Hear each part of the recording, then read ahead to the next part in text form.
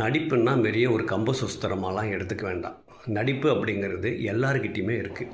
ஒரு குழந்தையா பிறக்கும்போதே சிரிக்க தெரியுது, அழத் தெரியுது, கோவப்பட தெரியுது. ஒரு குழந்தையா இருக்கும்போதே அவ்வளவும் கடவுள் நமக்கு கொடுத்துட்டான். என்ன சினிமாவுக்கு வரும்போது அளவீடு தேவைப்படும். ஒரு லிமிட்டாக பண்ணணும்.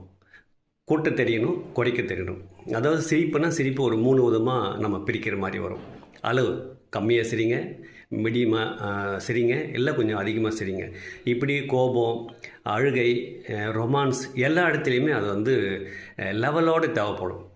இப்போ டைரக்டருக்கு தேவைப்படுறத தாண்டி நீங்கள் அதிகமாக கொடுக்கும்போதோ கம்மியாக கொடுக்கும்போதோ அந்த சீனோட சுச்சுவேஷன்ஸ் மாறும், குறையும், அவருக்கு ஃபுல்ஃபில் ஆகாது. அங்கே தான் சில சிக்கல்கள் வரும். நீங்கள் என்ன இப்படி பண்ணுறீங்க, நான் இவ்வளோ தானே கேட்டேன் அப்படின்ற மாதிரி வரும். அதனால் சினிமா நடிப்பு அப்படிங்கிறது ஒரு அளவீடுக்குள்ளே கொண்டு வந்துடணும். ஏன்னா அங்கே வந்து ஒரு கண்ணாடி முன்னாடி நீங்கள் போய் பார்த்து ஒரு ப்ராக்டிஸ் பண்ணும்போது பண்ணிக்கலாம். கேமரா முன்னாடி உங்களுக்கு கண்ணாடி கிடைக்காது. அவர் டைரக்டர் தான் பார்ப்பார். அப்போ இப்படி கம்மியாக பண்ணுங்கள், இல்லை கூட்டி பண்ணுங்கன்னும் போது உங்களுக்குள்ளவே அது தெரியணும். ஓஹோ, நம்ம இவ்வளோ தூரம் பண்ணுறோம், இது சரியாக இருக்கும், டைரக்டர் சொல்கிறதுக்கு கரெக்டாக நம்ம பண்ணிட முடியுன்ற ஒரு அளவீடு உங்களுக்கு தெரியணும். இதுதான் நடிப்பு பயிற்சி.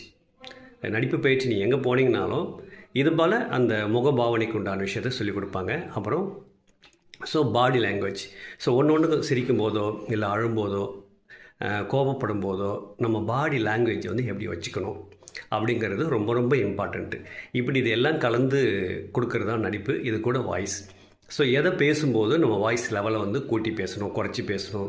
அழுகைக்கும் சிரிக்கைக்கும் ஒன்றா வராது இல்லையா? அப்போ அந்த வாய்ஸ் வந்து சப்போர்ட் ஆகும்.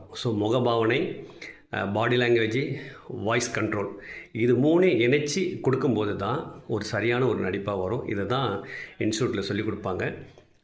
அதுபோல் நீங்கள் வந்து ஒரு நடிப்பு பயிற்சி எடுத்துக்கிட்டு சினிமாவுக்கு ட்ரை பண்ணலாம். ஒரு முறையாக கற்றுக்கிட்டு போகிறது அப்படிங்கிறது எப்பயுமே ஒரு நல்ல விஷயம். நடிப்புனாவே நிறைய பேருக்கு என்னென்னே தெரியாமலே இருக்காங்க. அது வந்து ஒரு பெரிய பயப்படுறாங்க. நிறைய பேர் பயப்படுற அளவுக்கு ஒன்றுமே கிடையாது. எல்லாருக்குள்ளேயும் ஒரு நடிப்பு திறமை இருக்குது, கண்டிப்பாக இருக்குது.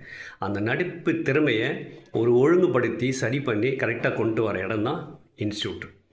அதனால் ஒரு இன்ஸ்டியூட்டில் போய் முறையாக கற்றுக்கங்க. இல்லை எங்களுக்கு வந்து ஆல்ரெடியே எங்களுக்கு தெரியும், ஓரளவுக்கு நாங்கள் தெளிவாக இருக்கிறோம் அப்படின்னு உங்களுக்கு அந்த கான்ஃபிடென்ட் இருந்ததுன்னா நீங்கள் இன்ஸ்டியூட் கூட போகணும்னு அவசியம் கிடையாது. நாம் இன்ஸ்டியூட் தான் ஆரம்பித்து அதை ரன் பண்ணிக்கிட்டு இருக்கோம். உங்களுக்கு தேவைப்படுறவங்க இன்ஸ்டியூட் வந்து சேர்ந்து கற்றுக்கலாம். இல்லை உங்கள் ஊர்லேயே நியர்பை பக்கத்தில் இருந்தால் கூட நீங்கள் போய் அங்கே போய் கூட நீங்கள் இன்ஸ்டியூட் வந்து எதாவது பண்ணிக்கலாம். சினிமாவுக்கு வந்து முறையாக ஒரு நல்லபடியாக ஜெயிக்கணும் அப்படின்னா ஒரு தொழிலை முறையாக கற்றுக்கிட்டு வர்றது தான் பெட்டர். அது ஆக்டிங்காக இருந்தாலும் சரி, டைரக்ஷனாக இருந்தாலும் சரி, தயாரிப்பாளராக இருந்தாலும் சரி, ஒரு தொழில் முறையாக கற்றுக்கங்க. Cinema is a very toughest field, but good field. அதனால் முறையாக தெரிஞ்சுக்கிட்டு வாங்க, நிச்சயமாக